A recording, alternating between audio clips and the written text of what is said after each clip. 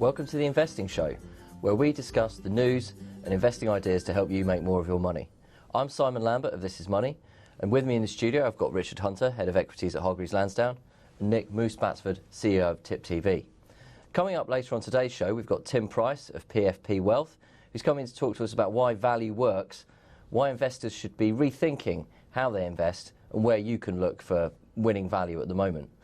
We've also got the Money Tip of the Week, which has got some savings accounts from some rather unusual names. But first, a quick look at some things that have caught our eyes this week. Richard, you're going to talk to us about the FTSE and how it's completely dominated by some sectors, aren't you? Yeah, that's right, and indeed shares. We were speaking previously on one of these shows about what factors move markets and what factors move share prices. I thought it might be useful just to have a look at what markets are, because generally speaking, when you read in the press or read online indeed about the market in the UK, we're talking about the FTSE 100. But the question is often asked, why has the FTSE 100 underperformed other developed economies? And some of that is down to the way that it's made up. So we've got two slides, the first of which is to look at the FTSE 100 by sector. And there's some big chunks of the market there, aren't there? There are indeed. In fact, it's only recently changed. We've been saying for some considerable time now that the top three sectors in the FTSE 100 are banks, oils and miners. The mining sector has recently just dropped out of the top three. It's still about 7.2%, but nonetheless not in the top three. Interesting that at one point banks, oils and miners had fairly equal proportions of the index between itself. But what it does show, and the simple purpose of that graph, is that those three sectors alone account for more than a third of the value of the FTSE 100. So inevitably, if you're trying to work out what's holding the market back, or indeed why it's moved, there's a third of a chance that you won't have to look any further. You would also then expect, on the basis there are 100 stocks within the FTSE 100, strictly speaking 101, because there's two lines of stock in Shell, that there wouldn't be such a kind of weighting between any given stocks. And the next slide, which is not quite as complicated as it might first look, shows why. I was going to, just to keep it simple, I was going to make it the top 5 stocks, but from a very simple perspective, Vodafone and BAT at the bottom there, there's just nothing between them. So those are the top 6 stocks that we currently have. These are the companies that we read about when we're reading a market report or we're listening to a market report. These are the companies that if their share price moves a decent amount, it has the power to move the whole index, doesn't it? Absolutely. And in the same way we just saw that 3 sectors account for 36.5% of the FTSE, just these stocks alone account for 28% of the index. So that's, again, getting on for a third, just these 6 stocks. And in fact, in terms of the very top one, Royal Dutch Shell, that's currently at a market value of 121 billion or 6.5%. That's without the BG Group going through, which, as it says at the bottom of the slide, would add another 38 billion or 2%. So again, if we have looked past the sectors, because the market has moved today, it's almost worth putting these somewhere in your subconscious as a trigger, because any sort of decent movement in any of these shares will more than likely have a disproportionate effect on the index. I think the other thing that is worth noting here, because it's very visible, these are obviously the biggest companies in the FTSE 100. They tend to be pretty much globally focused, and they also tend to be fairly cash generative. And if you look at the current dividend yields of those stocks, bearing in mind that the FTSE 100 on average is yielding about 3.5%, obviously you're getting next to nothing on cash in your bank or building society at the moment. There are some fairly punchy yields in there from these cash generative businesses.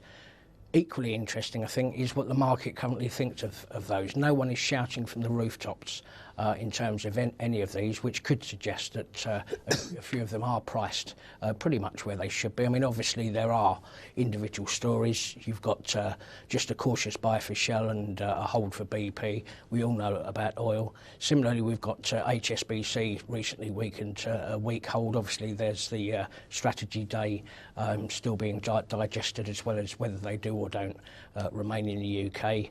And then, of course, in terms of BAT, British American Tobacco, there have been other various parts of litigation flying around the globe at the moment, as you are likely to have with any sort of tobacco shares. But again, it's worthwhile having a kind of, as I say, a subconscious picture of factors that might be affecting the movement of the FTSE 100, quite apart from the usual list of the Chinas and the USs and the Greeces and so on. And then you can be thinking, well, how much is what's happening at this index level going to affect my investments? How much have I got in those? And also, I mean, if you hold a tracker fund, then this is quite a lot of what you're buying, really, isn't it? Absolutely. And you may also find, of course, that even if you're in a fund or a FTSE 100 income fund, for example, just looking at those punchy yields alone, you may well find that that particular fund is loaded with some, if not all, of those stocks. Bruce, you were going to talk to us about the supermarkets. I am. It's Sainsbury's already reporting this Wednesday, and I've just sort of picked a few thoughts from the major newspapers and just wanted to create a picture of perhaps it's not quite such good news ahead. So basically, Sainsbury's losing the fight against fall in sales, read generally the weekend headlines. Sainsbury's in the Sunday Times brace for the 6th consecutive quarterly fall of sales. Price war and falling commodity prices continue to bite Britain's third largest grocer, and they're suggesting it's a 2.5% drop in sales over the last 3 months, excluding fuel, crunched by the price war and deflation. They reckon price of staples such as meat and fish have fallen for 3 years, according to the British Retail Consortium. In terms of Sunday Telegraph, they basically highlighting Sainsbury's had enjoyed a decade of unbroken sales growth. The listed grocer shares have basically fallen by almost 20% in the last 2 months, and that's across the sector, which I hadn't picked up. And Tesco's are expected to report a similar decline when it updates later this month. A respected industry search body, IGD, warned last week the supermarkets would suffer falling sales for the next 5 years, up to 2020. The research highlighted how the Big Four have reined in plans for new shops. Now, the Mail on Sunday was talking about the discount stores by comparison. Aldi has doubled its size in the UK in 3 years. 600 stores in Britain by Christmas, turnover expected to top £6 billion by year end, and planning to open 65 new stores this year. In Germany, and people forget this, Aldi and Lidl account for 37% of the market. And the Germans, as we know, are quite sensitive to retail. Aldi and Lidl doubled market share in the UK in the last 4 years. Now, the reasons for that, they're suggesting their rivals have been naive, snooty British supermarkets, not sure about that. Aldi mainly spread in the Midlands, where it first established in the UK in the 1990s, now heading to the south, which has been traditionally dominated by Sainsbury's and Waitrose. And my point was, go to Lidl or Aldi and check out the prices, and I can't disagree. I've been to both recently, and it's just so much cheaper. It is, and it's, I mean, I think one of the other reasons why people have been attracted to them is it's good stuff as well. You know, the produce is pretty good. And I think it's in line. You either need to be offering stuff that's very cheap or you need to be offering stuff that's very good. And I think a lot of the UK supermarkets fell into the middle bit there. It's interesting what you say about the share prices, actually, because they had a real bounce at the start of the year, the supermarkets, didn't they? After having a terrible time at the end of last year, they bounced at the start of the year. And then they have slid back over the last couple of months. And I think that bounce at the start of the year, that was a bit of a trading opportunity now. That was a trading opportunity then, I think. And now you're looking at them more in the long-term investing picture and saying, is that a good investment? Well, I'm still negative on the Big Four. And, you know, my question to everybody is, does it matter? Well, the grocery sector accounts for 54p of every £1 of retail spending in the UK. So this is obviously a huge sector for consideration. I'd really be taking a look, if I had those shares in my portfolio, and sort of looking for the next 5 years out. Yeah, I mean, certainly it's been something of a sign of the times that if you look at the market consensus for the three that are quoted in the UK, Sainsbury's, Morrison and Tesco, it's not, it flip-flops between, but what you normally tend to find is that at any given time the highest or strongest market consensus is a hold. You're not finding even a cautious buy out there, let alone a buy. It's just the best of a bad job at the moment, and there's very little question. They've still got a lot of things to work through, not least of which those the ongoing threat of those discounters. Mm. Well, something that caught my eye this week was an interesting little number from the always excellent Monovator.com website, which has its weekend reading, and it highlighted a post from a site called Oddball Stocks. And this is that Fidelity released a study discussing a performance breakdown for their accounts. The clients that did the best were the ones who were dead. The second best performing set of clients forgot they had Fidelity accounts. So basically, this appears to be a classic bit of investors do way too much chopping and changing and thinking, oh, well, I'm going to buy that, I'm going to buy that. And I think I've seen other bits of research that say that actually most private investors don't manage to get their active funds performance, because the active funds performance runs over, the year, the 3 years, the 5 years, the 10 years. But the investors are buying and selling at the wrong time, and buying in and selling out of the funds.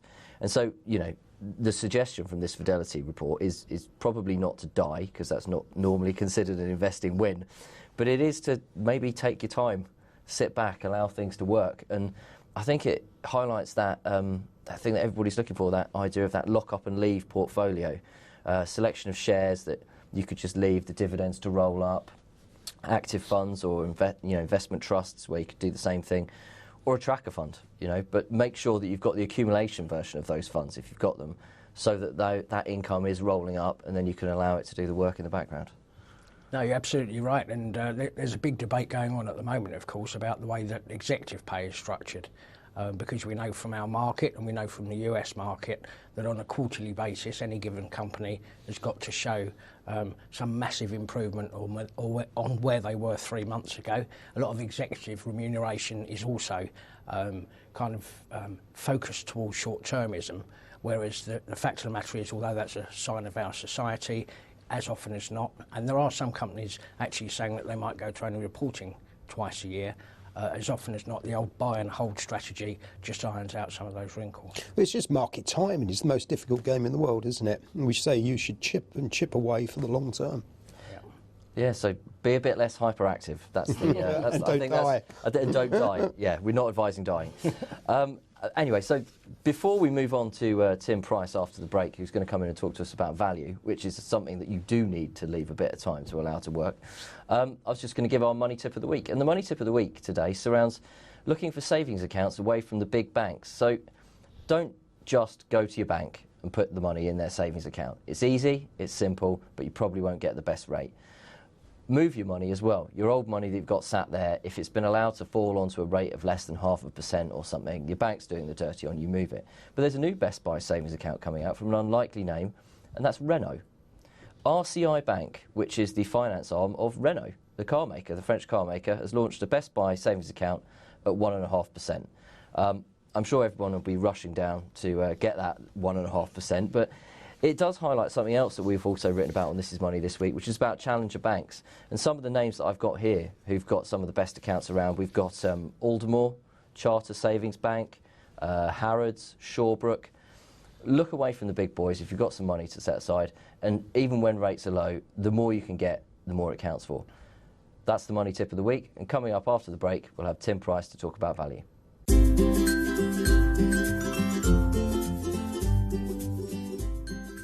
Welcome back to the Investing Show. Joining us here now, we've got Tim Price, Partner and Director of Investment at PFP Wealth. Tim, welcome to the show. Thanks very much. You've come in to talk to us about something that's very close to your heart. Yeah. Value investing. The only thing that matters. The only thing that matters. So tell the people watching, what is value investing and why does it matter? Yeah, the acknowledged father or dean of value investing was a guy called Ben Graham, who was, I think he was actually born in Britain, but he was basically spent his life in America. And he, to give him his due, he taught Warren Buffett. And he didn't just teach Buffett, he taught a number of other highly successful investors.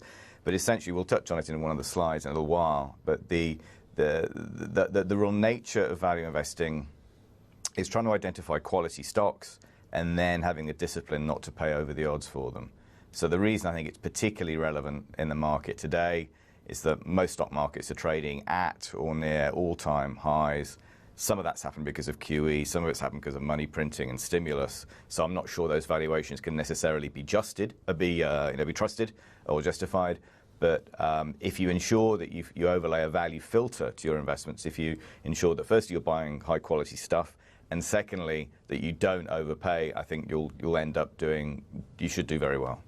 I note there that you make the mention of quality a couple of times as well. So yeah. This is different to the idea of that sort of cigar butt investing where you just pick up something that's got a couple of puffs left on it, for way below its price. Yeah, I don't think we're looking at, say, bargain basement stuff, the cigar butt type analogy of investments. But I suppose, at least the way we look at value, it's all about, well, it's three things. It's people, business, and price, all of which are important. So if you look at a typical business, you're ideally looking to effectively co-invest alongside really credible, high-quality people. That's the executive, the board of the group in question. Then you're looking at the business itself. What kind of business is it? Is it, to use Warren Buffett's phrase, is it something that has a wide moat? Is it something like a near monopoly that's just got a bulletproof franchise? Clearly, the more characteristics like that, the better. So you've got a bulletproof business. And then, once you've got the first two, can you get that? Can you get those shares at an attractive enough price? So many investments today might well qualify on the basis of high-quality people, high-quality business, but what they fail at that third leg, which is can you buy it cheap enough? Can you buy it ideally at a discount to its inherent value? And if they do fail that third test, hold fire. Correct. Don't be rushing out and exactly. buying. Because, there's a fabulous metaphor that Buffett uses about having a punch card with 20 little sort of holes in it. And he basically said that's how you should, as an investor, how you should look at your entire investment history. So every time you make an investment, every time you make a new investment, you've used up one of those hole punches. So if you start with 20, you buy a new stock, you're down to 19, and that's got to last you your life. I think it's a tremendously powerful analogy, really great advice to anybody, which is think really carefully, firstly about what you're going to look to buy, and then try and ensure you have the discipline to only buy it at the right kind of value. And for a lot of value investors, they may be completely inactive, months if not years at a time. They're waiting for stuff to get to their level of cheapness. Which is actually something that reflects what we were talking about earlier on in the show about this Fidelity study that showed their best investors are dead. Investors were dead or had forgotten they had an account. So you've got some slides for us. You're going to talk to us a little bit about indexes around the world. Sure. And some of this follows on from what you were talking about earlier as well in terms of the benchmarking issue. So in the first slide, ignore indices is the advice we'd say to pretty much anyone that can operate without having to worry about indexation. Just ignore the indices. So the pie chart on the left is the current weightings for the MSCI World Equity Markets, MSCI World Indices. Over half of the global market cap is taken up by the US, which is all well and good because it's clearly a big economy, the largest economy, but it's then a question of, well, how cheap is it? So if you look to the chart on the right, what we've done is we've broken up two markets, the US and Japan, to try and make a point. A classic value metric is to try and buy stocks at or below book value or replacement cost. If you look at the US market, very little is available on sale like that. So on a basis of buying stocks at a price to book of less than 1, you're only looking at 10% of the market.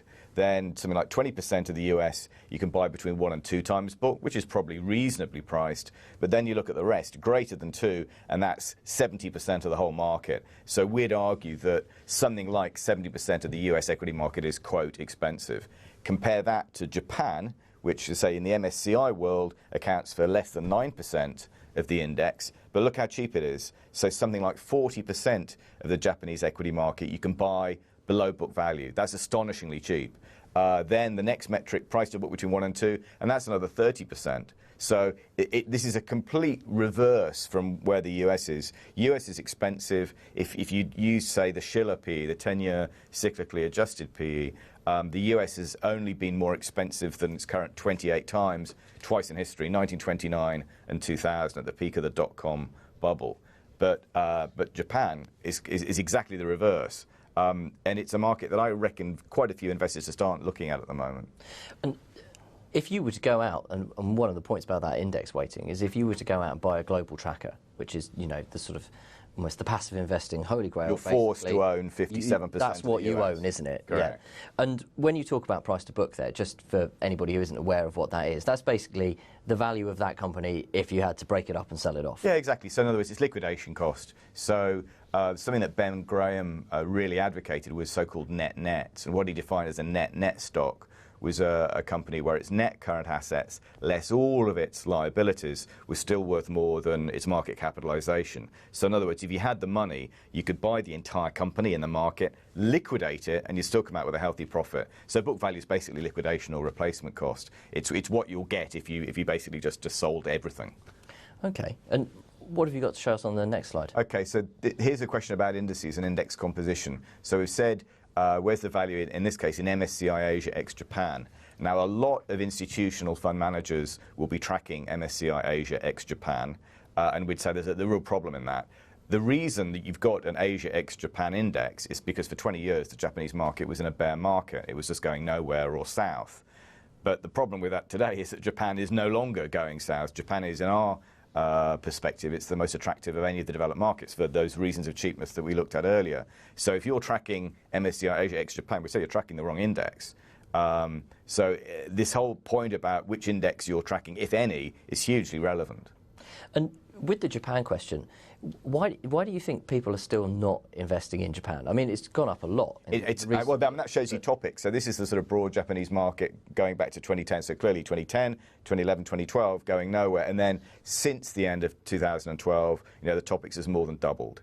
And one reason for that is Abenomics, and one reason that is QE. I mean, the Japanese have been as aggressive, probably more aggressive than anybody in QE and money printing. But, I mean, it's not just foreign investors, it's the Japanese themselves. The Japanese haven't yet bought into their own market. So, there's a bit of, if you like, normally people have home country bias. But in the case of Japan, even their own investors aren't sufficiently, confident yet. So I think, the Japanese market will be climbing a wall of worry for some time to come. Okay.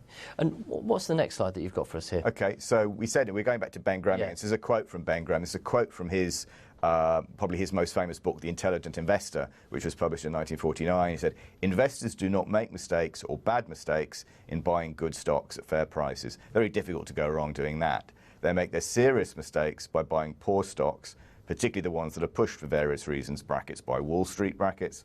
And sometimes, in fact, very frequently, they make mistakes by buying good stocks in the upper reaches of bull markets. Now, that last line is the one we're highlighting. That's the one we'd suggest is the big problem potentially today, that people might correctly be buying high-quality businesses, but they're paying too much for them. They're buying them at the top of the market, and there's no, quote, margin of safety in what they're buying.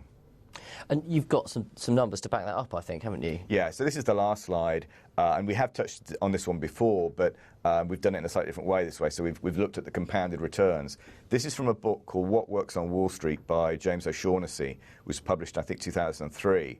And what he did was he looked at basically some of the best performing strategies from the broad US markets over a period of over 50 years. So he bought effectively the 50 stocks that best demonstrated these different metrics, and then he rebalanced them every year. So that's 52 years worth of compounding. And I think this tells a huge story. This is like the Holy Grail, I think Zach described us when we were talking about this before.